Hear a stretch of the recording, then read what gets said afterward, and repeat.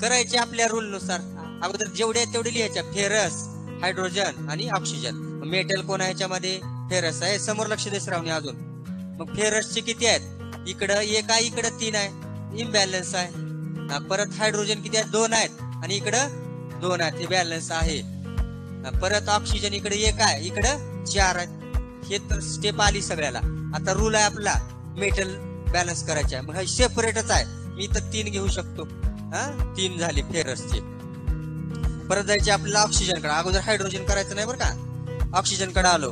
किती आहेत ऑक्सिजनचे? इथं 1 आहे आणि इथं 4 आहेत. मला 4 करावं लागलं इकडं. हे ऑक्सिजन बघा. ऑक्सिजन झाला बॅलन्स. किती झाले? 4H2O. ऑक्सिजनचे किती झाले? इथं 4 झाले. आता हायड्रोजन इम्बॅलन्स झाला. अगोदर होता बॅलन्स पण इम्बॅलन्स झाला. हायड्रोजनचे 4 दोन्ही 8 झाले. मग इथं मला 8 करण्यासाठी अगोदर ऑलरेडी 2 आहेत. किती कोइफिशियंट घेऊ? 4 घेऊ. 4H2. या पद्धतीने याचे सुद्धा 8 झालेले आहेत. 4 गुणिले 4 म्हणजेच 8. जेवढे इकडे आहेत तेवढी या साईडला.